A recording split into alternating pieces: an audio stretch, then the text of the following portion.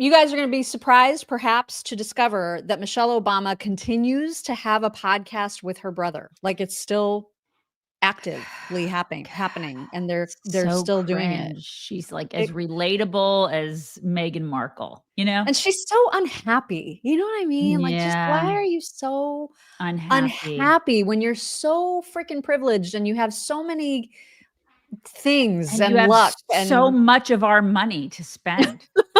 Right. You're welcome. Like, and so many homes. Can you just not be such a miserable cow? I know, you know? right? Just But like she's go miserable. away and spend it. Like, do Right. it silently. I don't want to see it. Just go spend our money and do it without me knowing about it. It's like, why does she have to have a podcast? Why? I don't know, but there's been rumors forever, like probably ever since they left office, that they're going to get a divorce. And I've never really believed that, because I mean, people make that assumption because they were seen separately at some point, like, or he'll go somewhere without her and they're like, oh my God, there's trouble in paradise. My favorite was Obama and Jennifer Aniston are having an affair. Did you hear that one? It was ridiculous. Really? Totally ridiculous. Yeah. So I've never thought that they were actually on the outs, but the rumors were rampant. And I guess in order to quash them, she and her brother decided to have Barack Obama on as their guest, and they turned on the love machine like to full blast. They turned it up to 11 to make sure that the audience understands they are in this for the long haul. Here's a little snippet. Wait, you guys like each other? Oh yeah, really? Huh? That's so the nice, rumor man. mill. It's my husband, y'all. She took me back. Now don't start. I can't. It was touch and go for a while. It's so nice to have you both in the same room I together. I know, because when we aren't, folks think we're divorced. These are the kinds of things that I just miss, right? So I don't even know this stuff's going on. Right. And then somebody will mention it to me and I'm all like, what are you talking about? Yeah. There hasn't been one moment in our marriage where I thought about quitting my man. And we've had some really hard times. So we have had a lot of fun times, a lot of adventures, and I have become a better person because of the man I'm married to. Okay. Don't make me cry now. Right at the beginning of the show. Oh, that's sweet. Don't let me start tearing up now. I mean, there's one thing you can say about Barack Obama, and that he has always seemed to be a decent husband, a decent father, and there it is. I don't know what else to say about it. I think they're both insincere and smug. That's what I think. Well, smug without question, but I think they like each other fine. I mean, I think they like each other as much as the Clintons like each other. No, they like each other way more than the Clintons like each other. Oh yeah. They sleep in the same house at least. Yeah, I think they probably I think they probably still enjoy each other's company. Yeah. And I don't think the Clintons like each other at all. They sleep in separate houses. Not even just separate rooms, but separate homes. Oh, the Clintons absolutely sleep. They probably sleep in separate states. It's probably right.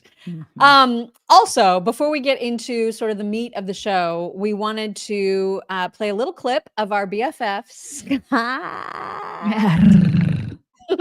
Jennings, who recently had an appearance on the Eric Bolling show. And Eric Bolling asked him a question, which we have all wanted to know the answer to, about whether or not he's going to run for Senate. And, he's doing all these projects. He's got this new radio show. So the question is out there, and Eric Bolling asked it. Can I ask you this? A lot of people are floating your name to take over, to jump into the Senate seat, in Mitch McConnell's Senate seat next year in 26. What, you thinking about it? Yeah, I haven't made any announcements about that. There's 3 people in the race. I know them all, like them all, have been in and out of their lives in varying degrees over the years. I've supported them all in various endeavors. So I'm confident the seat will remain Republican. I do think politics is a team sport. I think Trump's the head coach, and eventually he's going to weigh in on this. And my political advice would be to anybody, if he calls a play, we're going to have to run it. I wouldn't want to run against the president in Kentucky. So I don't really have any announcement about it at the moment. Let me throw that through the bowling sieve here. If Trump taps you, you're going to run. I pay very close attention to everything the president says. Got it. He's totally going to run. I think he's totally going to run. He should announce on our show. Scott, God, if that you're would watching, be so great. you need to announce that on our show. I think you're totally going to run, and I think he could win. Yeah, I think he could win. Especially if it's a, if it's a red area, then he should be able to. Right. I mean, he says it should stay red regardless of like who it is. So I don't know. Yep. I mean, we'll see. That is a mystery still Yep. not confirmed. Yep. He should totally. I think he should do it. He should totally do it. You guys, you should. He should do that, and you should check out our links at chicksonright.com/links. That's where all of our socials are. Also, check out our interview with Danny Pinter. It's coming out today. That's how Early. Yeah, usually our stuff doesn't come out. Our interviews, they don't come out until Saturday, but this one's coming out today because it's an important one. You guys have to check it out. And she is the lawyer, the attorney for Jane Doe, who is going after Andrew Tate. And so we feel like you guys need to totally zone in on this one. Definitely. It's check it coming out at 1:00 Eastern today, and it's actually going to Mhm. be premiering, which means that you can chat. All of you tailgaters, you can chat during it live.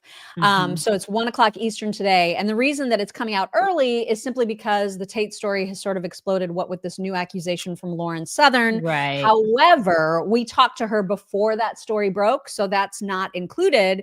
But Mhm. the rest of the interview will probably It's give good you stuff. new perspective about the Lauren Southern accusation. So Jane Doe. Jane Doe, John. Jane Doe. He's like, Jane who? Jane Doe. So definitely check that out. Okay, Mhm. let's get into some news. There was another witness in the congressional investigation into the autopen yesterday, and it was the one that David Hogg said was like the mastermind behind the entire Biden administration, Jill Biden's chief person. Bernal is his name. And wouldn't you know it, he also pled the fifth and didn't answer a single solitary question. According to James Comer, he said Anthony Bernal, Joe Biden's chief of staff, just invoked the Fifth Amendment during his congressional deposition. This week, new reporting confirms that Biden's aides took unauthorized executive actions during his presidency amid his cognitive decline. It's no surprise that Bernal is pleading the fifth to shield himself from criminal liability. During his deposition today, he pleaded the fifth when asked if any unelected official or family members executed the duties of the president and if Joe Biden ever instructed him to lie about his health. This is a historic scandal, and Americans demand transparency and accountability. We will continue to pursue the truth on their behalf and examine options to get the answers we need. And Democrats will continue to compare it to a digital signature. You know what I mean? It's just such morons. It really is. This is historic. It is a historic scandal, and we will not let it go. No, this is a huge, huge deal. This is not something that we can let go. And there needs to be, I mean, who would have ever thought you needed to have like some sort of legislation saying, hey, if you're mentally incapable of being president, you shouldn't be president. Right. But apparently we have to do that now because like no one will take responsibility for letting the world know, you know what, he can't do this job.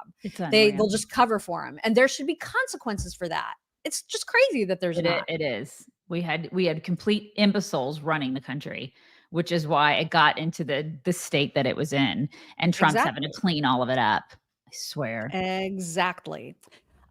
Daisy is going to talk to you guys briefly about why, if you are a woman and you would like to be involved in the political world, but you don't know how, why you should be looking at concerned women. Are you concerned? I'm concerned. This is for all the moms watching, the grandmas watching. I don't have to tell you, it's all about a cultural war. That's why I feel it's like a spiritual and a cultural war happening right now, because you see it every single day. And it's one of the reasons I know a lot of you are here, right? And this is why we are super excited that Concerned Women for America has teamed up with us. They are one of our sponsors now, and they are the nation's largest public policy Christian women's organization. I love that they've been around for 45 years. They've led the charge as a voice for women and really in all levels of public policy. They will educate you as a conservative woman on public policy, conservative public policy. They'll train you to become a grassroots leader. Or if you don't want to do that, you can just give them $20 and they will send you a copy of the book written by the CEO and president, Penny Nance. It's called A Woman's Guide, 7 Rules for Success in Business and Life. I have a copy of it. It is the cutest little book and it's chock full of information. You can do that, or they will help you with templates. They will give you information on how to get more involved. They have Young Women for America college chapters. They have outreach for moms, professionals, older women.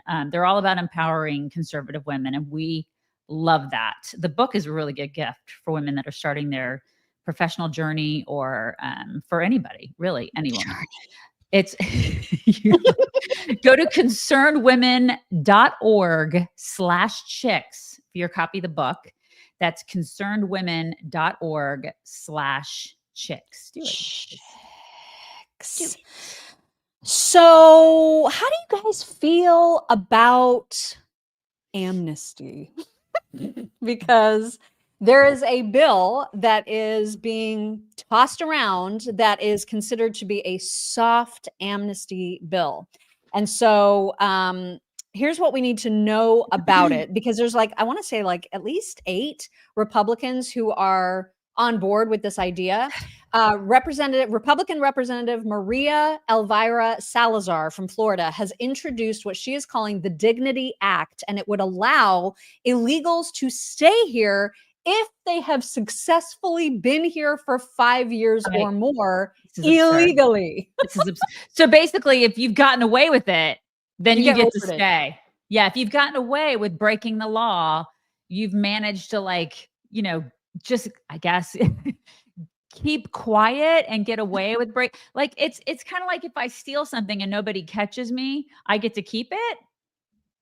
What is that? I don't. Yeah, if you successfully steal it and hold it for 5 years or more, then I get to keep that thing. If I steal a car and nobody notices for 5 years, I can keep the car. This is bullshit. I think it's bullshit. It's crazy. I mean, I'm just so surprised at the amount of support that it's garnering. There's a list Eric Doherty put out that he calls it a soft amnesty bill. It's been filed. It has the support of several House Republicans, including the names that you see on your screen now. Don Bacon, Brian Fitzpatrick, Michael Lawler among them. So it would allow illegals who cross the border before 2021 a pathway to stay and work legally. They can get up to 7 years of legal status with work authorization. But here's the catch. They would need to pay restitution, so they would be fined, and check in regularly with DHS. And the legal status can be renewed if basically they behave.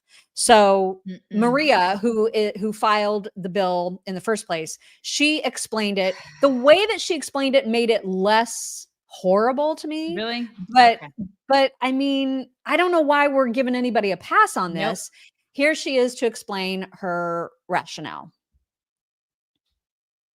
If you are undocumented and you have been in the country for more than 5 years, you do not have a criminal record, you're working and paying taxes, you can come out of the shadows with no fear and apply for the dignity status.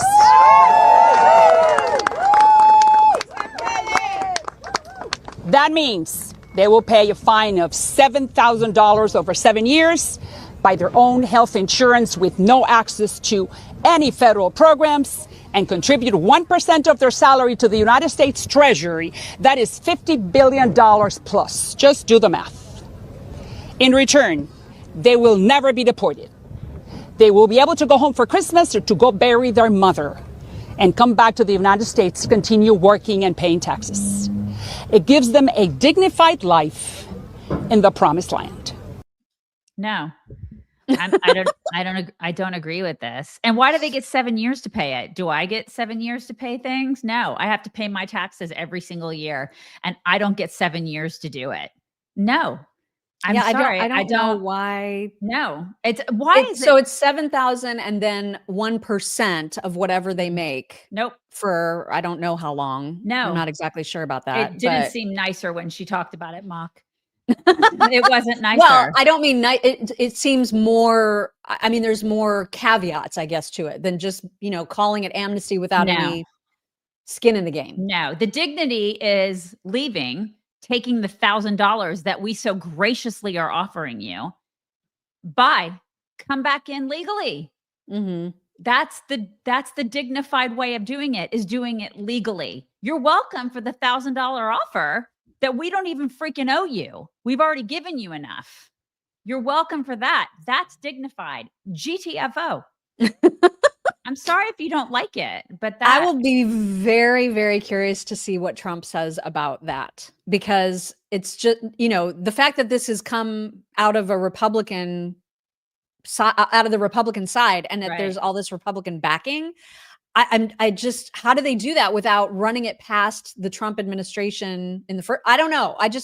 If this is, because I keep thinking, well, is this somehow tied to his statements about hospitality and farm work? Like, is this somehow the way that they're going to approach that? Remember, because how he was saying, well, we're going to make some exceptions for farming and hospitality. Well, it's like construction and ag. I think it's construction. There are roughly 1.5 million people in construction that are illegal.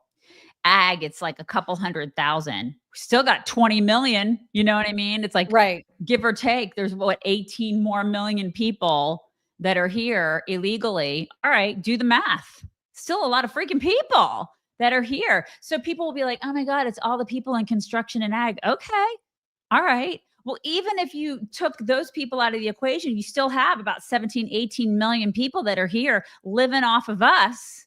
That's still a lot of freaking people that are living off of us, that have broken the law. I'm not saying that the people that are in construction and ag should stay, because I mean, I've got a kid that's in construction. He's American and he's in construction. And I assure you that there are a lot of other kids who are legal citizens who would be happy to have those jobs, So I don't buy this argument of, well, we've got all these people in these industries. Okay, well, let's change that. Let's change it. And let's make sure that these people come in legally and do it the right way, because it used to be that we did that.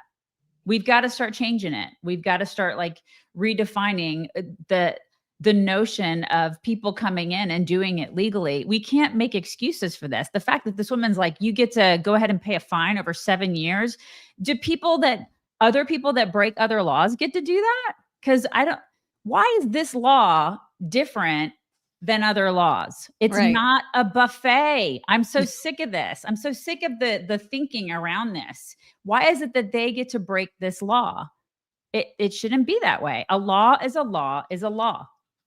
Period. Well, and we definitely need to start having some consequences for the people that employ the illegals, especially. I'm not talking about like the Nebraska people that company that had no idea that they took the documentation they were supposed to take. It's not their fault. It was fake. You know what I mean? That it was fraudulent. But when employers willingly, knowingly, purposefully hire illegals, they need to face some consequences too. Because otherwise it's never going to change. The incentive is never going to go away. Right. And we need to cut off the incentive. And it's sickening to me that we're starting to see Republicans do this. They're fighting harder for illegals than they are for American citizens. I'm really freaking tired of it. Tired of it. I just think that that's going to grow, you guys. Oh I think this is going to be a thing. So just brace yourselves, buckle in. Then we all need to decide to stop paying our damn taxes. I'm so over it. So over it. And of course now, we've got all these people attacking ICE and, getting all mad about the ICE raids and the detention centers and all that stuff. Everything that we're trying to do to actually do the right thing and make sure that these illegals get removed is being thwarted by Democrats at every turn. And Julio Rosas was in a hearing yesterday talking about, he is Latino, and he was talking about how ridiculous the messaging is from Democrats on this. And he really let them have it. Here he is. This is just a little summary, but you're going to see his video in just a moment. I'm here testifying today as a proud Latino, but most importantly, I'm here as an American citizen. This is my country. This is my home. This is where I grew up in. And that is why the rhetoric coming from one side of the aisle about these operations saying, no, no, no, we got to keep our cheap labor so that we can maintain our standard of living proves that they want to view Latinos simply as a underclass to siphon votes from and fearmonger from every time that there's an election. They're content with keeping us as that servant underclass, and that is why it is disgusting to see them criticize that recent raid in Ventura County where they found unaccompanied minors working alongside convicted sex offenders at a cannabis farm. No, we got to keep them there because or else how else are we going to get high if we can't have unaccompanied minors harvest our weed? It's quite frankly despicable. It is. It is disgusting that they're defending this stuff. Right. He's not wrong. He's not wrong. Who's going to clean our toilets? Who's going to do this? Who's going to do that? Right. Yeah. I mean, it's the same song and dance from these people. Gross. Every damn time. It's the same. We also need to talk about the fact that Zohran Mamdani decided to pay a visit to all of the Democrats on the Hill yesterday, and he had lots and lots of meetings with lots and lots of people trying to get more support from I think he probably hoped for more support from the moderate Democrats on the Hill. But I mean, the people who ended up really getting all excited about him were the crazy people who think the way that he does.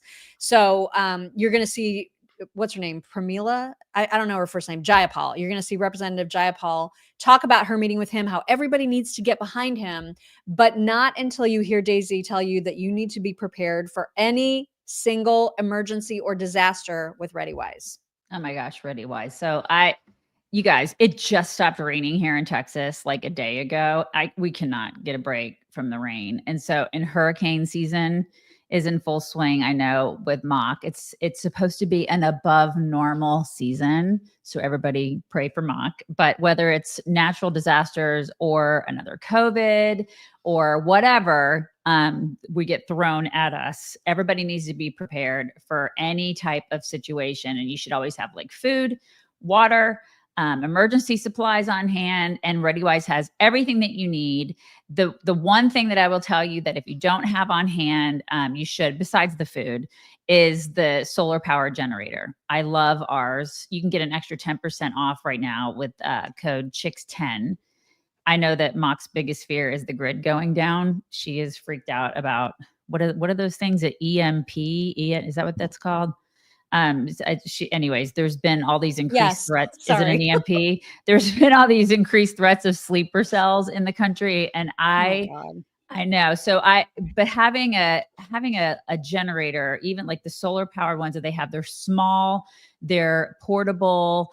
You can at least charge your phone. You know what I mean? Like, right. They're awesome. They have multiple outlets. You can power multiple phones, lights, small appliances. They're lightweight. They're easy to carry. They have built-in safety protections. And then they're protected against overcharging and overheating. And they're fuel-free, low maintenance, quiet. So in addition to having that 6-month emergency food supply, you should think about getting one of these really awesome generators. You can count on ReadyWise all the time. Visit them at readywise.com. Use code CHICKS10 for 10% off. That's readywise.com for the 10% off. Use code CHICKS10. Do it. All right. So here's Jayapal just going on and on about Zohran. The party together at this point. Look, he's bringing anybody who can see the reality of the success of his candidacy and his campaign together. Anybody that's staying out at this point instead of endorsing this incredible dynamic leader is missing an opportunity. Do you think he won over any of the new members who weren't supporting him or on the fence? Sorry, what was that? Do you think he won over any members? Oh, I think it's hard not to be won over because it's the combination of his authenticity, his smarts, and his commitment to lifting up working people and making life better for real folks that is really inspiring. I mean, it's hard not to be won over because we're lemmings. That's us. People love a cute little smile and like a happy-go-lucky guy. That's right. They love the commies. And my favorite was Bernie. I love him. He was so excited. The smiley pictures of the two of them. So smiley. I mean, they're just two peas in a pod, those commies. One person who has not given a full-throated endorsement yet is the minority leader, the Democrat leader right now, Hakeem Jeffries. And any time he is asked about Zohran and whether or not Zohran might be damaging to the Democrats or whether he might be, as Trump calls him, a gift to Democrats, he cannot answer the damn question, you guys. Here's what happens instead. Tell us that the nominee for New York City mayor is a gift for Republicans in New York State. Do you think he's a political liability? Donald Trump is a gift to Democratic prospects in Virginia, New Jersey, and in the midterm elections next year. Okay. Whatever, dude. That's all they have. Like, they don't have any policies. Pathetic. They're just like, we're anti-Trump. Okay. This is why one of the big reasons that Trump got elected is because you guys do not have policies. All you have is TDS. Keep what are they doing going to that. do in 2028 when there is no Trump to be against? They're going to turn their ire towards whoever it is our candidate is, whether it's, Marco Rubio or JD Vance or whoever it's going to be, or Ron DeSantis. They're just going to be like, they're going to have, whatever derangement syndrome, but whoever that is, it's going to be the derangement syndrome du jour. They have nothing. And they're communists now. I mean, they are full-blown commies at this point. There's no turning back. The toothpaste is out of the tube. So good luck with that. They're embracing it. I know. It's crazy. And also in other Democrat news and how just ridiculous they are. So JB Pritzker introduced his new budget, and there is $500,000 that is earmarked to go to a college that has been closed for 3 years. This is how pathetic these people are. They're just like, anybody can have the money. And so because this college is closed, what do you think is going to happen to that money? They don't know. They'll absorb it. The politicians will absorb. I mean, it's only $500,000. And this is what liberals will say. They'll be like, I mean, that's not that much money. Really? Would you like to have it in your bank account? Because I would. Oh my God. It's crazy, man. Absolutely crazy. Cannot. Also, a big thing that happened yesterday was that Israel bombed Syria. And they were going after, the reason that they did it is because of the genocide that's been happening against Christians and Druze. And so Noah Tishby explains it quite well. We'll let her do the talking. Here she is. Massacre is happening in Syria right now. The Druze are a small religious minority, and they're currently being slaughtered in the Syrian city of Suwaida. The Druze are Arabs, but they have their own distinct religion, culture, and customs, and that makes them a target for radical Islamist extremists. Earlier this week, clashes broke out between the Druze and Bedouins in southern Syria, near the border with Israel. That's when Islamist forces, allied with the Syrian government, used the opportunity to attack the Druze by humiliating them, executing them, burning their homes, all with the backing of the Syrian government. This is the targeted persecution of a minority group, and it's part of a bigger pattern. Across the Middle East, minorities are under attack by Islamists, Christians, Yazidis, Kurds, and now the Druze. But there is one country where the Druze are not only protected, they thrive, and that country is Israel. In Israel, the Druze are acknowledged as a protected minority, and they participate in every aspect of Israel's society. They serve in the military, they serve in government, they are a vital part of Israel's fabric because Israel is the only country in the region with full religious freedoms. And because of that bond between the Druze community and the state of Israel, Israel is now taking action to protect the Druze in Syria. Some in the media and online, not surprisingly, are painting Israel as the aggressor. But the reality is that once again, Israel's defending minorities from radical Islamists. We stand with our Druze brothers and sisters, and we must all stand against radicalism and its violence in the Middle East. To peace. It's amazing that this is, that people will actually attack Israel for protecting minorities. You know what I mean? Like, it's just so freaking backwards that this is where we are now, that we look at an attack and we think Israel is aggressively violent for no reason. Right. No, there's a reason. Yeah, and then a lot of it, like even conservatives will align themselves with Islam, and it's like, good luck with that, dude. My God. Good luck. And I love the way that Joel Berry put this. He says, as always, Israel continues to take out the trash on behalf of the civilized world. And here is a video of when the attack happened. It was actually from the view of a reporter during a news coverage or a news cycle. And so here is what happened. الاحتلال الإسرائيلي إسرائيل كاتس إن الجيش سيواصل مهاجمة قوات Yikes!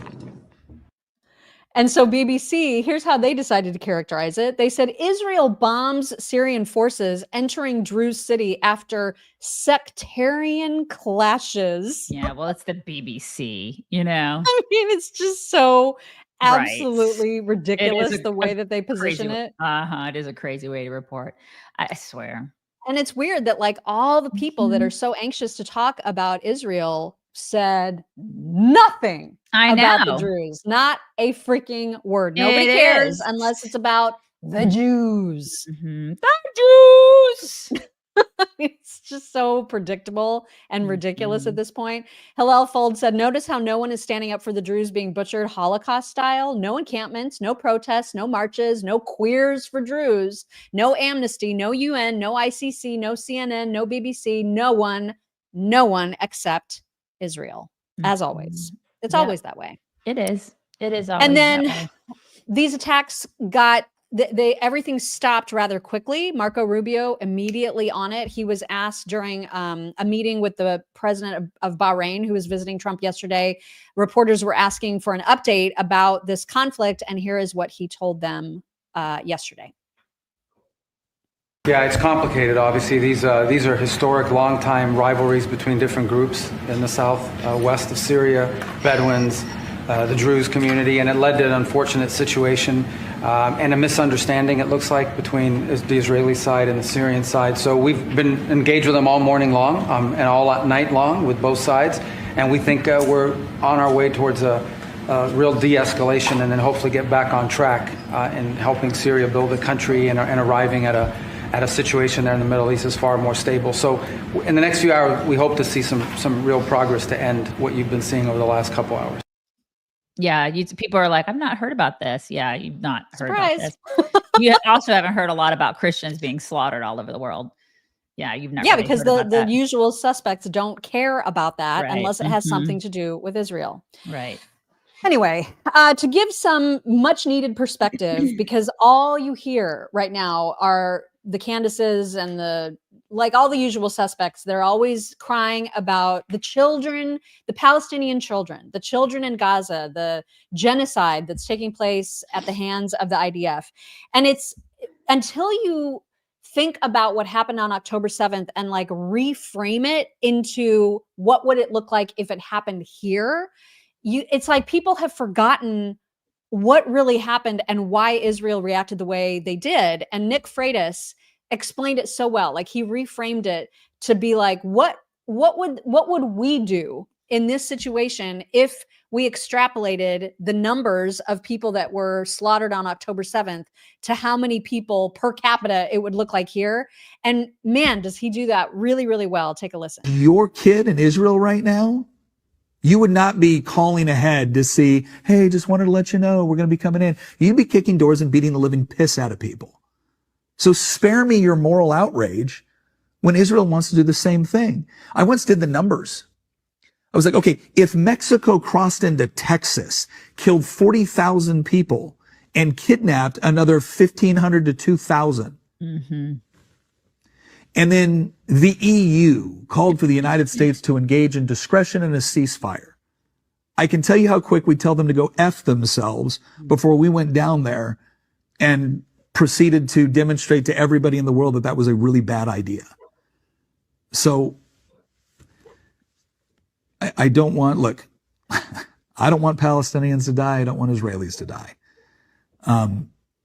But if one side gets to continually engage in terrorist operations and start wars with the rest of the world just immediately calling for a ceasefire the moment you hit back, that's absurd. And what you've actually done, what the West has taught Hamas, is that the more civilian casualties you get, the more funding you get, and the more support you'll get.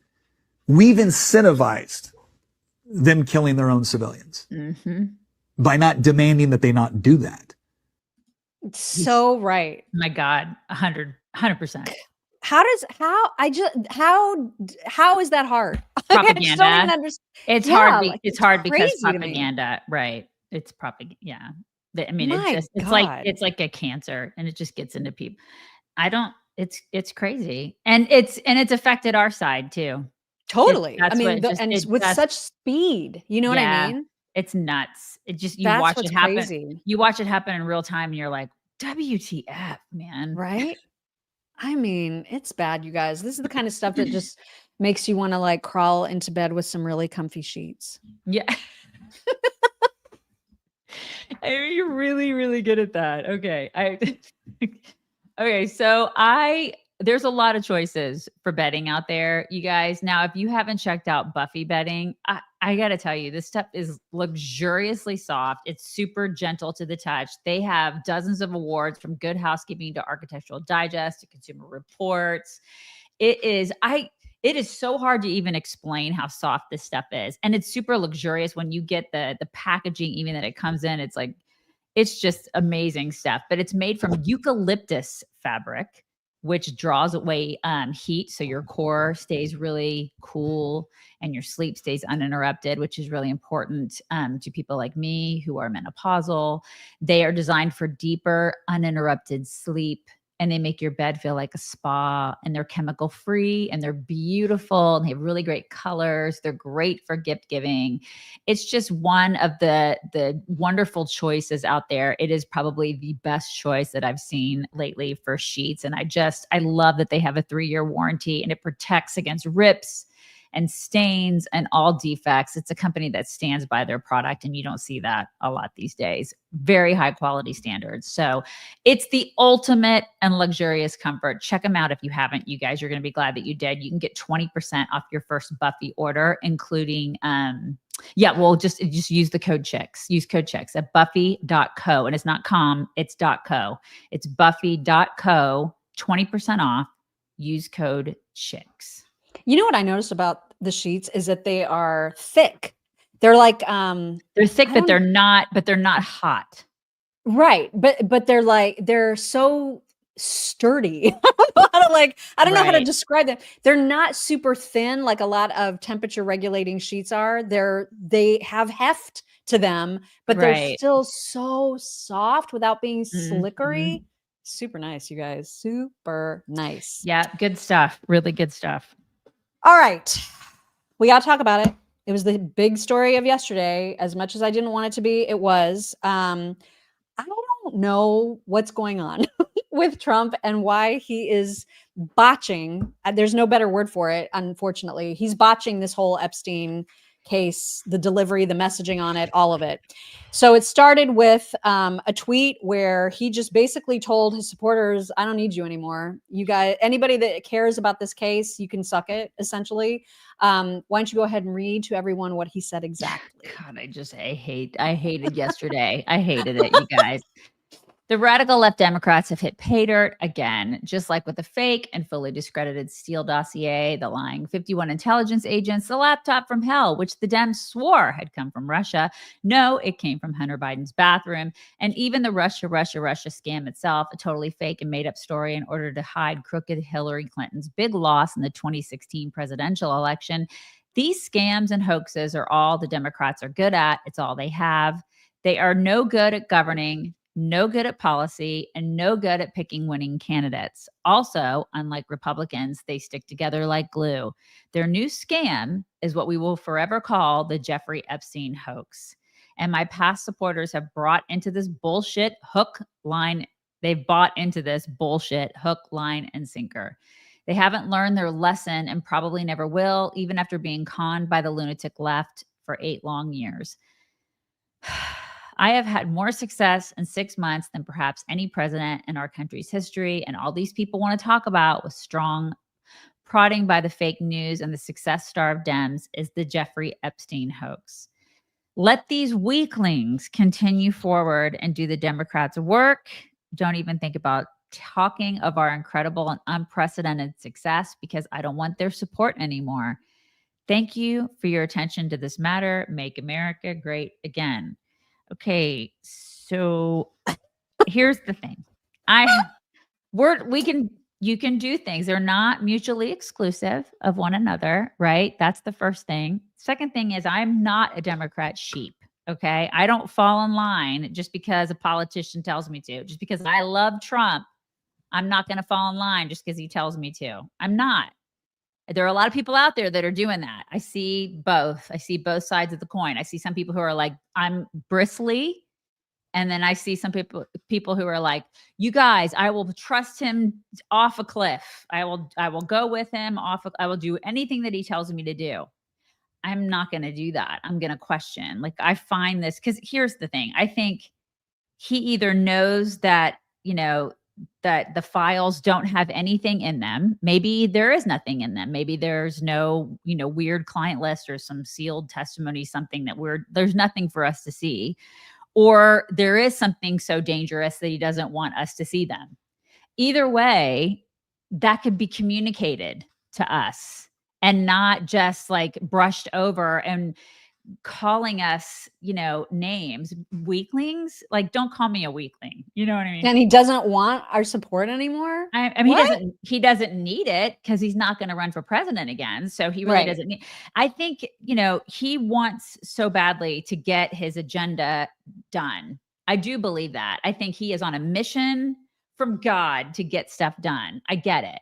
But at the same time, this is being handled so it's being botched. There's so just not another word to describe how badly he's communicating this. And we'll get into various interpretations of the hoax, because that's what he keeps calling it, which is odd. You know what I mean? Like, Jeffrey Epstein died. We still don't really have a good understanding of how, because the autopsy hasn't been released. There's plenty of stuff that could be released that hasn't been released.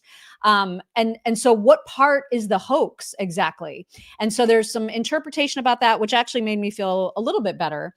But my issue with it, of course, as I've said, is the gaslighting. You cannot have all of the members of your administration go on and on about this for the past year and then act as though we're crazy for listening to them. You can't do that. I mean, it's more than that. In 2023, there was a tweet from Trump saying, we need to know we need to see what's in these files. We need to see who the clients are. I mean, I'm paraphrasing, but he was talking about this 2 years ago, maybe even longer, but I just saw a tweet from 2023. So, I mean, this is not calling us weaklings because we're interested in the stuff that they have been talking about for years is inappropriate. It's just inappropriate at this point. That's the gaslighting. That's the part that makes me crazy. It's just like, you don't get to make me feel like you guys didn't make us care about this, because you did. In fact, if we look back at 2021, JD Vance had a couple tweets about this. He said, what possible interest would the US government have in keeping Epstein's client secret? Oh,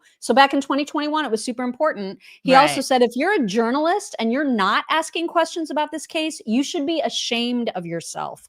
What purpose do you even serve? I'm sure there's a middle-class teenager somewhere who could use some harassing right now, but maybe try to do your job once in a while. And if you're looking at that thinking, oh, well, that was 2021, let's not forget what he said this past October 2024. But we release the list. Seriously, we need to release the Epstein list. That is an important thing.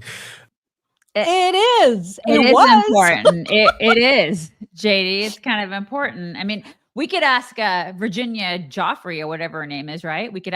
Oh wait. Oh no, we can't. Oh wait, we can't ask her. That's right, Can't because ask she's her all that. sorts of dead. That's right. We can't ask her. So I mean, there are people that were involved in this case that are no longer here.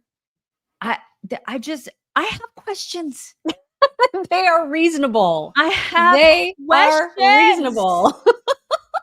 I mean, and the thing is, I feel like if you want this to go away, transparency is a disinfectant. It just is. It'll make all of that. I don't know why they're so afraid to put things out there. Is it so bad? Because if it's not bad, if it is just like this big nothing burger, then release it. Yeah. Release everything. And then it's like, there you go. There's your disinfectant. It'll go away. Everything will be clean. Everything will be bleached. Everything will be clean. We'll all move forward and we're done. We're done here. So just do it.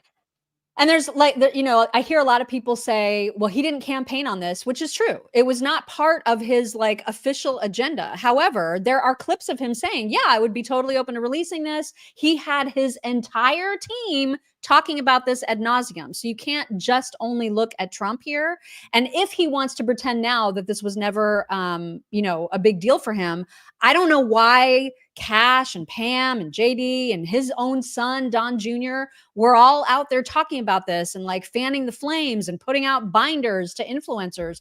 If there was nothing there, why did they keep teasing us that there was? That's the problem. And so for now, then, you know, so you saw Trump's tweet, then there was the questions from the reporters about it when the Bahrainian president was with him. And that's when he went even further and said, y'all who are interested in this case or who have questions about this case are stupid and foolish. Here he is.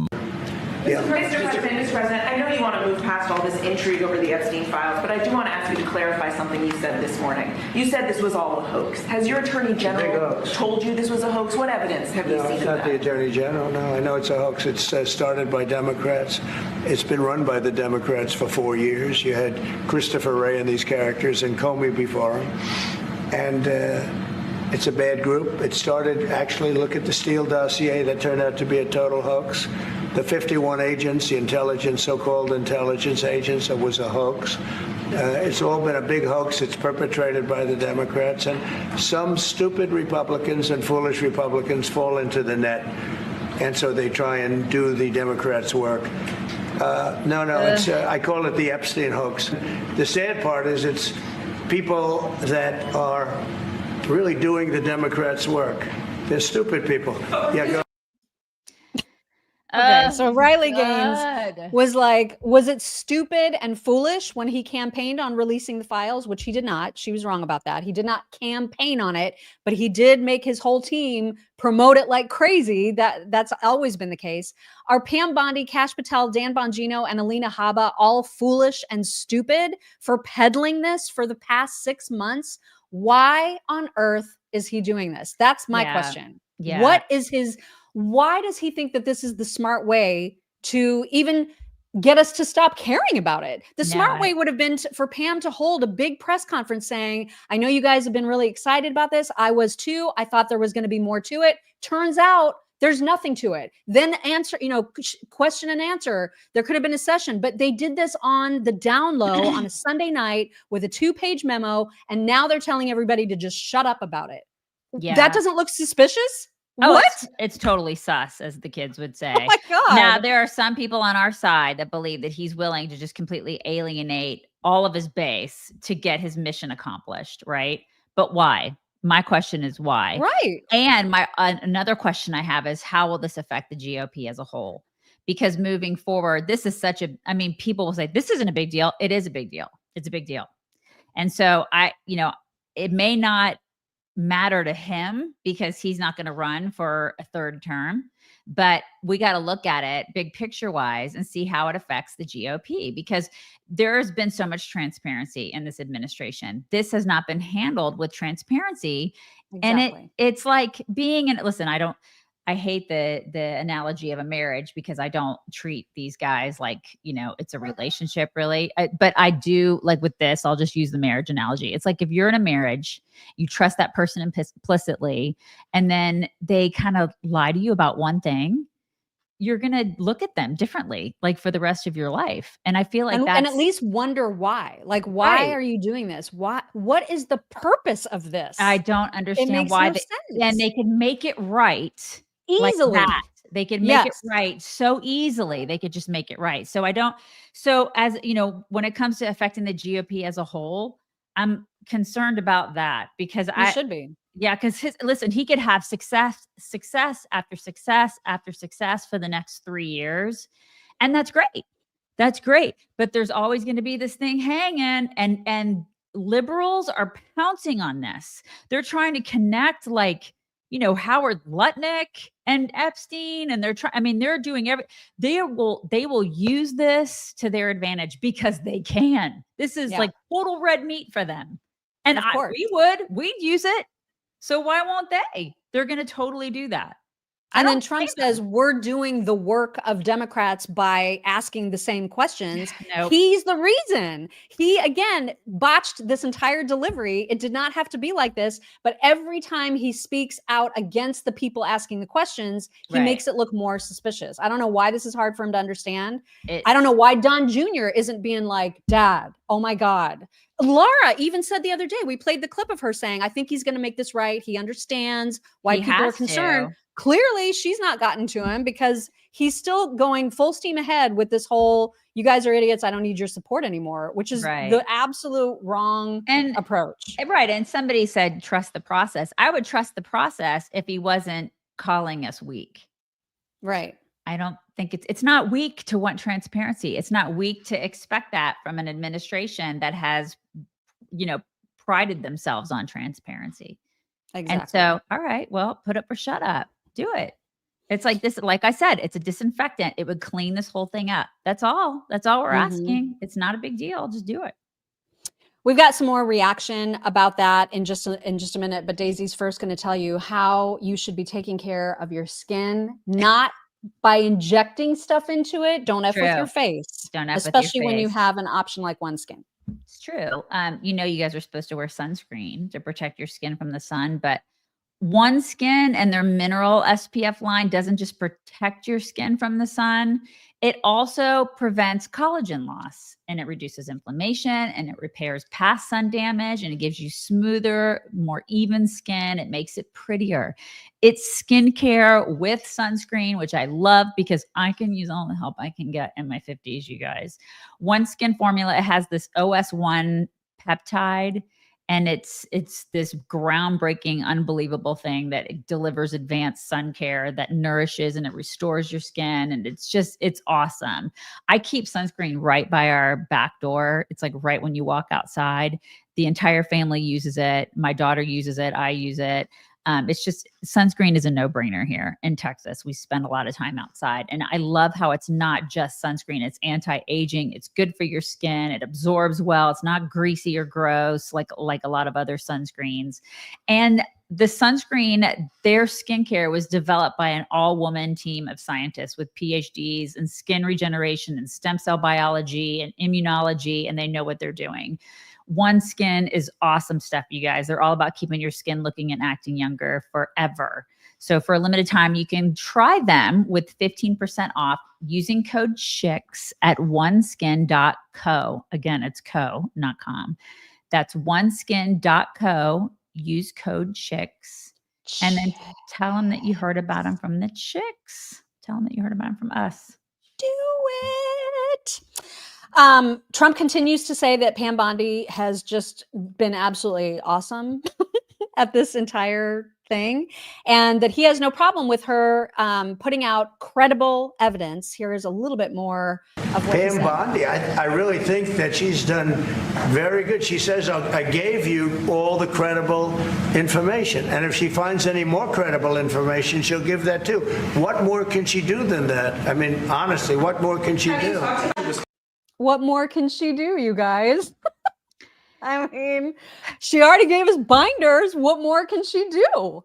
Yeah, it's getting out of hand. It's getting out of hand. Mm-hmm. There was a reporter who asked specifically about his earlier in the day tweet that you read just a little bit ago, specifically calling out past supporters, basically saying he doesn't need his past supporters anymore. Someone wanted him to get more specific about that, and asked him, are you disowning some of your past supporters? And he said he's lost faith. Morning. You mentioned past supporters when you were talking about the Epstein issue. Does that mean that you're effectively disowning any supporters who are now calling? I lost a lot of faith in certain people. Yeah, I lost because they got duped by the Democrats. The Democrats are good for nothing. Oh my God, dude, come on. People on Twitter were absolutely losing their minds. Graham Allen saying, I'll make it simple. I don't agree with his language towards his supporters for simply wanting those who harm children brought to justice. Maybe he is right, and it's a hoax. Who knows at this point? It's changed 4 times in a week. I fully support the president, but this response from the DOJ, FBI, and the White House has been awful. Yeah, and all you got to do is release some shit so we can see it. Answer some damn questions. Right. Kaizen Azadu said, I don't even think there is an Epstein list, much less one with Trump on it. But he's handling this so poorly that there might as well be. Right. Tim Pool and also Elon. Tim Pool had tweeted this out saying Trump is trying to nuke his base. And Elon piped in saying he should just release the files and point out which part is the hoax. Okay, look at that's that. what I don't understand. Right, Elon. Look how reasonable that is. That's exactly what we're saying. Just release it and say, hey, this part's a hoax. Right. And this part's real. Let's just, here are the let us determine what is so hard about this. I don't know. It's what is so frustrating about this entire thing. I can't. Benny said Trump compares the Epstein list to various deep state hoaxes, but the irony here is that we only know Russiagate, Hunter's laptop, J6, etc. are hoaxes because we asked questions, investigated, and released real incriminating evidence. We refused to believe the official story because something was wrong. We kept pushing and finally broke the truth. This is how we solve the Epstein hoax as well. Release everything, full disclosure, chips fall where they may. Trust the American people. Right. We're not absolutely. We're not idiots, right. Dude. We're not That's weaklings. Right. Definitely not weaklings. I love Not the Bee said Trump is going full retard right now. That was my favorite. I'm so glad we brought it back. You know? I know. Kyle Becker also with a really good one. If Trump handled this with humility and respect for those asking basic questions about a case that rightly or wrongly has explosive implications, this would have been handled so much better. You can't just wave your hand and say, there's nothing here. And if you keep asking questions, you're not really a supporter. This message is tone deaf and fundamentally un-American. There are limits to charismatic authority, as I predicted long ago, and it does not override rational legal authority. We are Americans, not cult followers by nature. Trump has been a brave and successful leader on many issues, but this is not one of them. In the final analysis, the American people should not accept a government run by elites for our own good. Well, I think this is it. It's also showing who conservatives really are. And we aren't cult followers. It's kind of like, you know, what I said in the beginning, that I'm not a Democrat sheep and I don't fall in line just because somebody tells me to. I'm going to ask questions, and most of us are that way. Now, granted, there are exceptions. I think there are a couple of people, somebody just said in here, unsubscribe. Okay, you go ahead and do that. Okay. You go ahead. Sorry that we differ in opinion. Bless your Can't heart. have that. Bless your little heart. You know what I mean? But I'm going to ask questions because it's my right to do that, because I live in a constitutional republic. It's my right to do that. And he works for me still. I love Trump, but he still works for me. That's exactly right. Patrick Bet David also chiming in, and he simply said, no one is bringing more attention to the Epstein files than President Trump. It is getting out of control. An insider should have a conversation. His team made promises they didn't keep. The base is pissed, rightfully so. Your base is not your enemy. Focus on regaining trust. And that's exactly right. I mean, calling us stupid, foolish, or as Tim Pool points out here, bad people. Really? That's what we are now, is bad people? Right. I mean, Donald Trump says the people that are interested in the Jeffrey Epstein inquiry are bad people. He said only bad people and fake news are interested in the Jeffrey Epstein inquiry. I guess that puts me in the category of bad people, my friends. He had Viva Fry on, and to your point earlier, this is bigger than just, you know, some conservative people online being interested in the Epstein case. This affects how people trust this administration, and whether or not they come out for something like the midterms when Trump isn't even on the ballot, right? So that is the discussion here, and I think it's a valid one. Back it up to the beginning, where it's not a false dichotomy of if you're criticizing Trump, it means you're going to vote for the Democrats. But what it does mean, and I had on the pollster, as far as I'm concerned, one of the only reliable pollsters out there, Richard Barris, Big Data Polling, talking about the fact that, like, okay, you're just going to make them become inactive voters and they're not going to turn out at the midterms, and low turnout doesn't favor Republicans. So on the one hand, shaming your most ardent supporters for following a theory that you yourself proposed, it might not get them to vote Democrat because you'd have to have a hole in your head to vote for the Democrats, but you'll just stay home. You'll just stay home. There are so many people online who are saying exactly that. I'm done. I'm not. Why bother voting? This is pointless. Yep. Exactly. Because we voted for something different than this. And he's basically saying that we're something that we're not, weaklings. Like, he's calling us weaklings and stupid. Like, I didn't vote like that. What a jerk. Like, I can't believe he's doing that. So I'm just going to stay home. And you know who's loving this the most? Liberals. They're loving this. They're eating this up, you guys. They are just loving all of this. Yep. Chip Roy actually made a great point when he was on the Glenn Beck program about what specifically should be released to give us, because I mean, I'm sure I speak for you when I say I don't want to see child porn videos. That's not what I'm after here. No. That's not at all what people want to see. No. Okay. We just want some basic freaking questions answered. And Chip Roy put that really well. Quickly on Epstein. Look, the American people deserve to know more information than they're getting. I also trust the Trump administration to work through this. As a former federal prosecutor, what I would tell you is, the one thing we got to be mindful of when you say, quote, release the files, remember that there are victims. Yes. Okay. And you've got to be careful about that. Yes. Remember that there are also individuals who might have been in some book or some list that never got on a flight, that never had anything to do with this creep, or at least directly, or certainly didn't go to the island. So you got to be careful about that. I think what we need is the autopsy released, the full details surrounding the suicide. And I think we need the flight logs, which are traditionally public. I think we should start with that, get that out there so people can understand those facts. And I think then the Department of Justice owes us sort of an explanation for what are they doing in light of the prosecution of Epstein, in light of the prosecution of Ghislaine Maxwell. What is it? Are they protecting anyone? Who are the people? Who else should be prosecuted, and why aren't they being? I think the American people want to believe. I mean, I would rather have this be the truth, that there wasn't a big deal. There were some people, but it wasn't as big as we thought. I'd love to believe that. But you need to take the American people through it because we have a lack of trust. Bingo. Yeah. And I mean, and listen, I know people are saying stuff like, they may have flown to the island, but they didn't do anything. Well, I mean, what did they went for a barbecue? Like, what were they doing on the island? What were people like? If you were flying there, what were they doing? I mean, I would like, why were they on the Lolita Express or whatever it's called? I don't know. Like, I do want to know, like, I know people are like, the flight logs are out there, but I want to see the official flight logs. I want to see all that. I want to see who was going there. I want to understand why they were going there. Why would you go there? Why would you go hang out with Jeffrey Epstein? The guy was a complete piece of crap. Fishing. They went for the fishing, Michael. They went to go fishing. I'm sure they have nice beaches.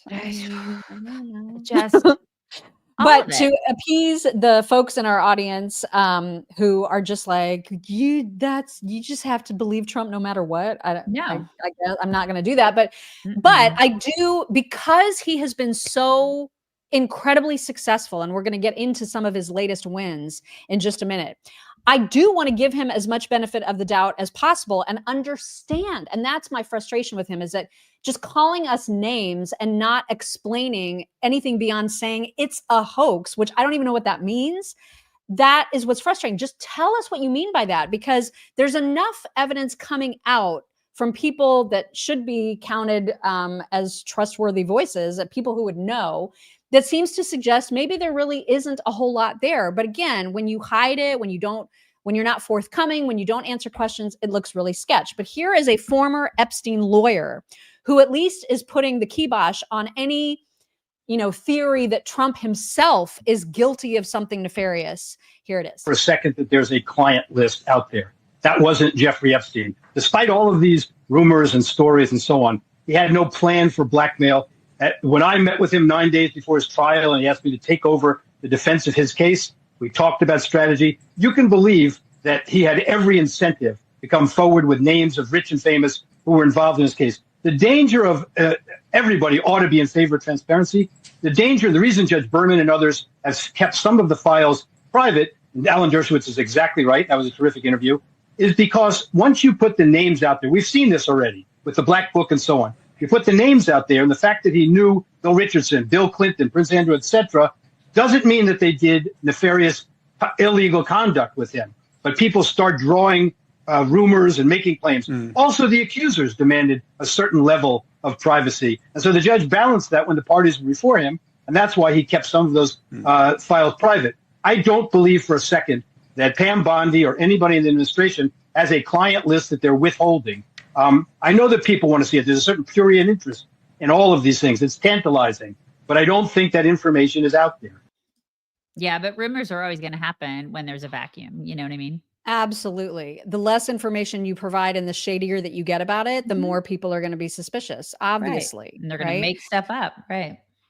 There was a really interesting breakdown of what Trump meant by hoax by a guy by the name of Brian Cates, who this was super interesting. And it actually helped me because I was like getting so sick of hearing that this is a hoax without explaining what part. I mean, he died. We know he was a scumbag that had an island that had a lot of guests that, you know what I mean? Like we know certain things were not a hoax. So what does he mean when he says that? And I thought that this was a really interesting breakdown. He said, I've said many times, wait, is this the right? I want to make sure. Here's the beginning. First thing you learn about the Epstein case when you dive into it, massive amounts of civil litigation where NDAs were signed. Pay attention to what I'm about to tell you. The vast majority of victims don't want to go public. Most people only think about NDAs going one way. The victim signs it to get a judgment, but it goes the other way too. To ensure their identities remain hidden for all time and never become public, the court agrees the victim can never be identified in any later criminal investigation that breaches this agreement and leads to a victim being publicly identified as a breach of the legal contract. That means any forthcoming unsealed indictments in the Epstein case have to be doubly careful. They include absolutely no identifiers that could be used by anyone to track down specific abuse victims. I've said many times, any kind of client list released will instantly become a target list, and you could fully expect many people out there to be viciously irresponsible with it. Dropping a client list on the public before the DOJ has finished going through it all, now with the additional headache of figuring out what is real and what was later injected into the evidence by Comey and McCabe people still in the FBI until recently, would be the height of irresponsibility. But if people aren't willing to understand that and they want to jump ship and abandon Trump and MAGA over an Epstein tantrum, they can be my guest. This is literally what Trump is telling you in his post. He's not falling into the deep state Epstein trap. He is busting through it at full speed, which is great, except that Trump won't just say that. He won't just say, this isn't over. We're making absolutely sure that we're doing this in the exact right way, because there's some stuff that Comey is responsible for that is a hoax. And then there's some stuff that we just need to be careful about releasing before we get it out. His messaging sucks, but if this is what he's really doing, I'm fine. Calling people weaklings is not the way to do it. It's just not the way. It's just not the Not way. the way to do it. Right. So anyway, that was, I thought, very comforting in some way. I mean, it doesn't make his messaging any better, but at least you know how he is. The one thing that I've always had problems with Trump is how he communicates some things. It's awful, right? And but I've always loved the way he communicates. And so I just think in this particular case, he's not doing it well. He needs to actually cut to the chase. Yeah. I don't really think, I can't believe that he thinks that we're being weaklings about this. I think that there's something weird that's going on and it makes me uneasy and I don't like it. And so if this is the case, he should just say it. Right. Freaking Exactly. say it. It's gotten to the point where even comedians like Shane Gillis are inserting this whole storyline into jokes. This was at the ESPYs last night. Donald Trump wants to stage a UFC fight on the White House lawn. The last time he staged a fight in D.C., Mike Pence almost died. All right. You don't have to do that. It was fine. I didn't write it. Actually, there was supposed to be an Epstein joke here, but as it got deleted. Must have probably deleted itself, right? Probably never existed, actually. Let's move on as a country and ignore that. It's perfect. Absolutely perfect. All right, because there's so many people butthurt that we have an opinion about how Trump has bungled this entire thing. Know. People are like, let's on. Let's remind everyone that we are still very pro-Trump and happy to talk about all of his wins, of which there are many, and there are some new ones. Now, this one isn't necessarily a Trump win directly, but it is a win for the country, I think. And that is that Pam Bondi has fired Maureen Comey, James Comey's daughter, who was the federal prosecutor of the U.S. Attorney's Office in the Southern District of New York, which Pam Bondi at one point had accused of hanging on to and withholding a lot of the Epstein files. Now, whether those things are related, we don't know. It hasn't been said, but the fact that she is fired can only be considered a good thing. You know, is it just me, or does she remind anybody except me of Marla Hooch from League of Their Own?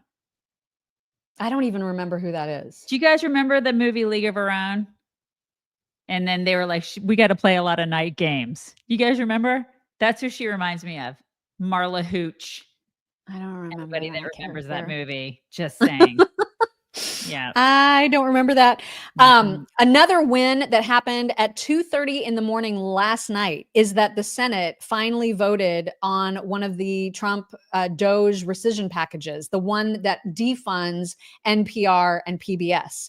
So it had to be like JD Vance had to break the tie essentially again because of frickin' Murkowski and Susan Collins, Mitch McConnell.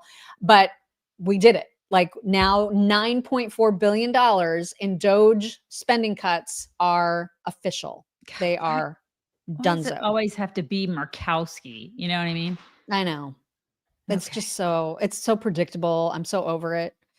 Mitch Another big win. If you are a Coca-Cola fan, and the reason for my name today, Donald Trump also said, I've been speaking to Coca-Cola about using real cane sugar in Coke in the United States, and they have agreed to do so. I would like to thank all of those in authority at Coca-Cola. This will be a very good move by them. You'll see. It's just better. They used to do that in Dr. Pepper. I don't think they do that now, but that if you go to the Dr. Pepper Museum here in Waco, they had like real cane sugar and Dr. Pepper forever. And I think that, I don't know if they still have that like in certain places, but it is better. It is better. Yeah, it's better for sure.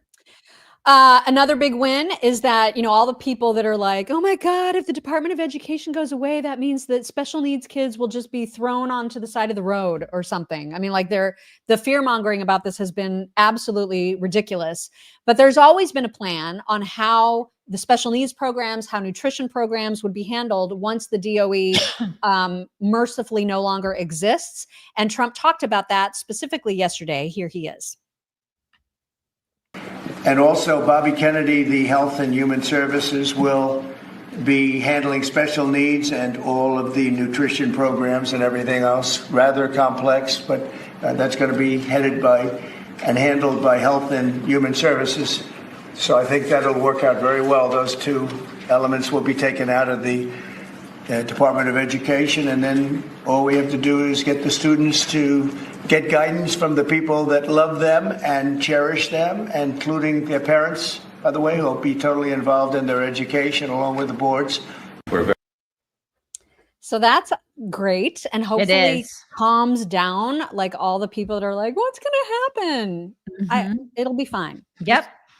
It'll be fine. And then another win happened with the president of Bahrain, who announced some investments, lots of investments into the United States. Here's a little bit on that. Happy to be announcing $17 billion worth of deals that are coming to the United States. And this is real. This isn't... it's real money. These aren't fake deals. These are real deals. They don't have to borrow the money. We don't have to borrow it. It's coming in. And it only builds upon a legacy that we're very proud of. We have had a relationship in the civil side between our two countries since 1893 and formally since 1948. So may it long continue, and we look forward to many, many more years of productive partnership. Thank you, Mr. President. We will have You to honor us. Great. Okay. Absolutely great. So these are good things, right? Like these are good things. So again, when we bitch about how he's bungled the Epstein thing, it doesn't mean we're anti-Trump now. You know what I mean? Like we can do all the things. We can recognize the wins and also not be totally on board with the messaging. Literally of some been things. 99% winning. Totally. Oh my gosh. My fear is that I don't want that tiny little 1% to overshadow all the winning. Right. You know? And it is, unfortunately, I know. with folks. I know. There was also this tweet, please read this, from President Trump yesterday, which is awesome. Okay, to the law-abiding, tax-paying, hardworking citizens of the United States of America, I am thrilled to announce I have officially freed you from funding California's disastrously overpriced high-speed train to nowhere. This boondoggle, led by the incompetent governor of California, Gavin Newsom, has cost taxpayers hundreds of billions of dollars, and we have received nothing in return except cost overruns. The railroad we were promised still does not exist and never will. The project was severely overpriced, overregulated, and never delivered. Thanks to Transportation Secretary Sean Duffy, not a single penny in federal dollars will go towards this Newsom scam ever again. This was an ill-conceived and unnecessary project and a total waste of taxpayer money, but no more. God, I freaking love that. Yeah. Did you see? And his who's it? The guy that he had the is it? What's his name? Sean. What's his name? Is that his name? Ryan. Yeah, Sean Ryan, I guess is his name, that he had the podcast with he did the podcast with the other day. Gavin. Gavin. Yeah. He was talking about how he was just so upset that he had to explain to his son why President Trump calls him new scum. Did you see that? And he was like, and I have to explain to my son why the president calls me that. It's like, dude, it's because you're the worst, you're the most incompetent governor in the country ever. Yeah. Absolutely awful. Arguably ever. Yeah. You're the absolute worst.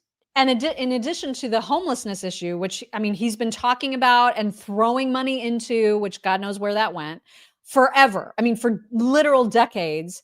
He's also been doing the same thing with this train, which still is not in operation. Like there's no part of this train that actually works. And yet look at this reel of Gavin Newsom through the years, throwing more money at and promoting this absolute joke of a high-speed rail system. This was absolutely mind-blowing to me when I saw it.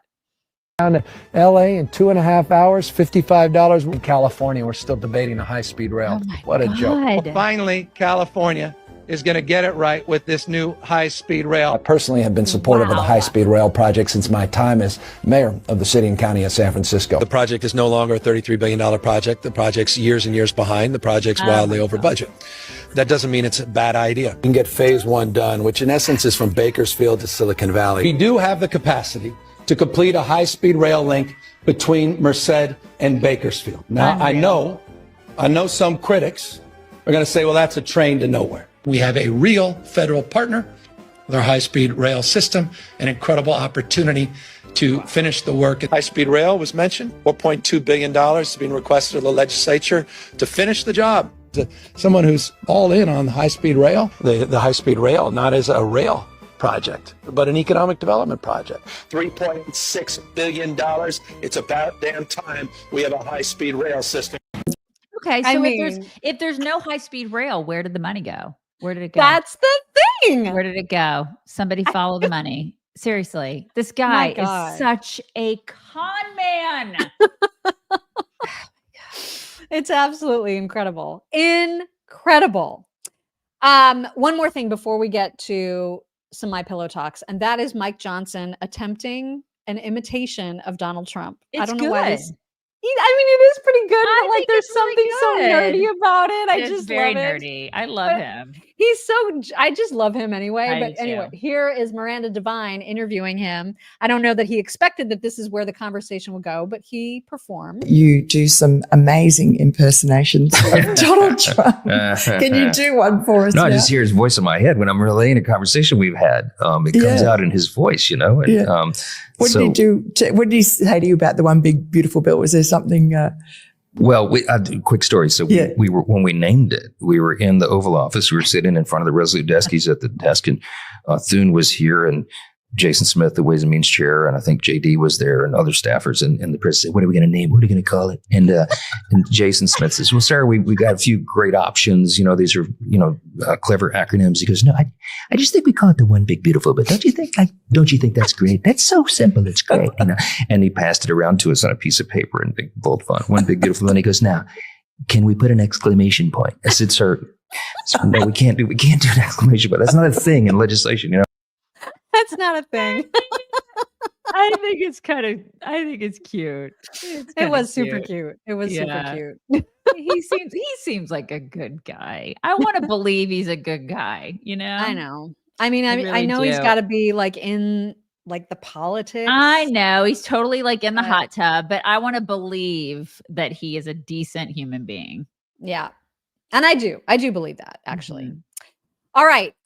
We have some cats today. I think it's because you texted me a cat video yesterday, and then all of a sudden that's all I saw on Instagram was cats. You're welcome. And so I was like, oh, Daisy's going to love these because she keeps saying she wants a cat. Remember how the other day, I think it was last week sometime, we talked about how the new trend on TikTok and elsewhere is to get your cat a cement square block. Yes. And they love it. It's like $1.79, and it's like the easiest toy to get them, and nobody understands why they love it, but they universally do. Yes. So now another trend is to get your cat arms.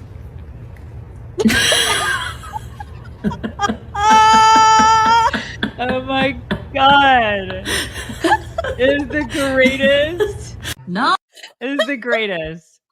Somebody please do that to their cat and send us a video immediately, please. That's like put them up. It's like literally the personification, the catification of put them up. Put them up. And then I did not, way long ago when I had a cat, forever ago, she never stole food.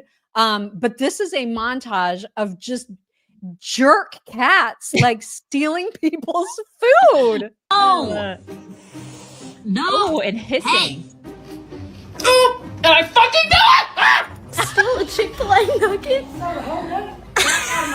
See ya. No. Oh my God! And up on the counter. Get off my Diet Coke. Stop it! Oh. I mean, go for the bread. Always go for the bread. Look at that cat.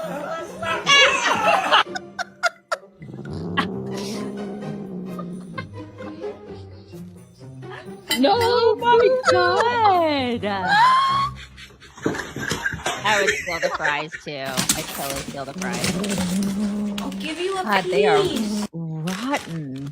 I love them. Rotten. I love every single one of these cats. Oh, the cake. Stop. No. Maple. I love them. Ready? Your dogs don't do this to you, She Who Laughs. I have 3 dogs, and I assure you, they wait. Oh my God. They wait. And when you have Great Danes, you cannot leave anything on the counter. I had some, like a part of a sandwich or something the other day. I left, came back, gone. What happened to the sandwich? You know what I mean? I remember that one time I went to your house and I was walking around like this. It's because I'm so used to walking around like this with food because they will take it out of your giant dogs will do that. They'll do that. So that's one thing that my cat never did. She never stole food like that. My cat also did not mimic me, but apparently that's also a thing with some cats. Okay. And here is a montage of mimicking cats. 1, 2, 3.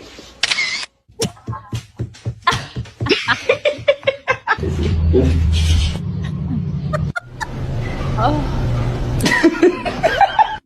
Oh my God. Good morning, everyone. Oh my God.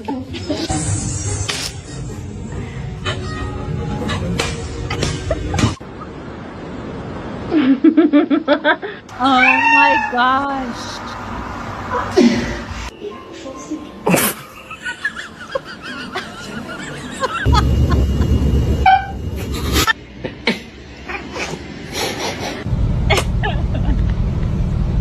Oh my gosh. Wasn't that the cutest? hilarious. That is so sweet. They want to be like they're humans.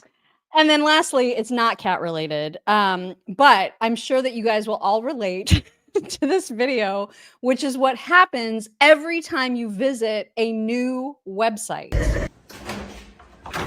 Oh my God, no, I don't want to. I don't want to. Accept the cookie. I don't want to. No, stop. Accept No, the cookie. I don't. Accept the cookie now. You're not going on the site until you accept it. Accept the cookie now. True. I would accept it. I mean, those cookies looked really good. I mean, if they were real cookies and not whatever computer be cookies amazing. are. Can you imagine if you Amazing. got cookies every time you visited a new website? I'd be going to new websites all the time. All right, we do have some thank yous from yesterday. And actually, we missed this one at the very end. Shane Medlin, said, this is for Dad Joke Wednesday, said, what do you call bees that produce milk instead of honey? Boobies. Take my stupid money, jerks. I love it, Shane. Let's see. Also from the Ball Pit crew, Candy C0115 said, good show, ladies. Thank you very much. Candy. And Kelly 1106 said, I feel like Don Jr. should help President Trump to be transparent with the Epstein files. Yes, agreed. Yeah. GTG 1987 said, second rant of the week. Thank you very much. Appreciate that. And then also on Venmo today, Ivana Castle said, good morning from California. I'll trust Charlie Kirk's take on Donald Trump's truth. Brings me to a better place about it. Have a great day, chicks. Okay, I don't know what his take is, so I cannot. I don't know. Jen Daniels said, remember Reagan did this in 1986, gave amnesty to illegals in exchange for border security. It was supposed to end illegal immigration once and for all. Didn't work then, won't work now. Nope. Well, the thing is that we do have border security now because of Trump. However, when he is no longer in office, then what? Like, is it going to be, he is such a deterrent right now, just his own persona is a deterrent. I don't know if that'll be true with the next, even if it's a Republican president, I don't know if it'll be true. You know what I mean? With the Democrat, it'll go right back to where it was. It'll get worse. It'll get awful. Right. Which is why there probably does need to be some sort of comprehensive immigration reform bill, but how you get everybody to agree on that right now, I don't break the freaking law. That would be a nice start. Build a wall. Like this is not tough. God, why is this so tough for people? Why is everybody well, so we are stupid? building the wall for sure, because that was in the big beautiful bill. So that is happening. The wall, for crying out loud. Now you. Dan Zimmerly, happy birthday to me. Thank you, chicks, for making my mornings great again. Happy birthday, Dan. Happy birthday. Marcy Peralez. Today is my 26th anniversary of my wedding to my awesome husband, David. The chicks are the best way to start each day. Happy anniversary, Marcy. Nathan Sangster. Soft amnesty? So what they're saying is they'd rather lose the midterms. Yeah, exactly. Right? Mm-hmm. Brian Brumley. Those who forget history are doomed to repeat it. Remember Watergate? This is 1,000% more important. I mean, I know. I know. I can't. Uriel Gonzalez, the Jeffrey Epstein story is a hoax, then Joe Biden's cognitive decline is a hoax.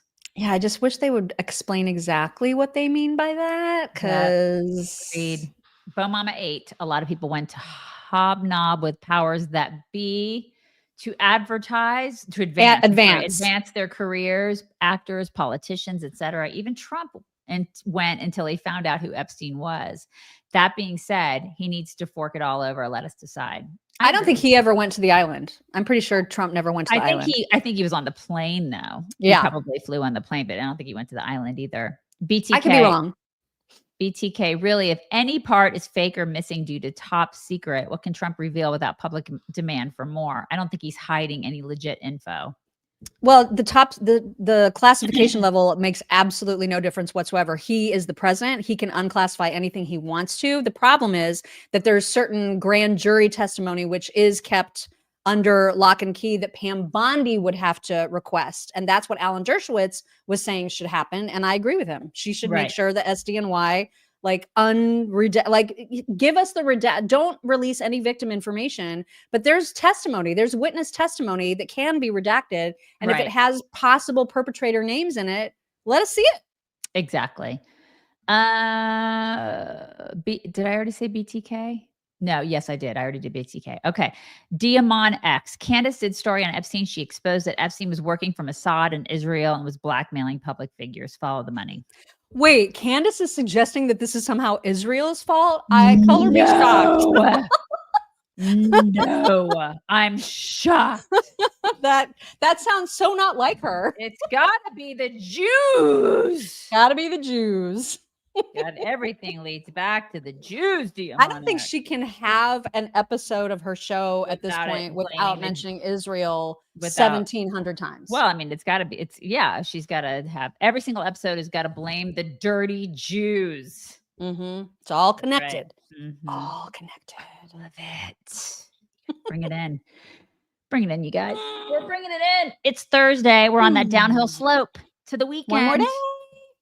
Uno dia mas, you guys. Talk to you tomorrow. Bye, everybody. Bye. Hello, beautiful people. This is the Chicks on the Right's Indian correspondent. Thank you for watching or listening. Be very sure to like, subscribe, and ring the bell to stay up to date on all of their delicious content. Okay, thank you. Come again.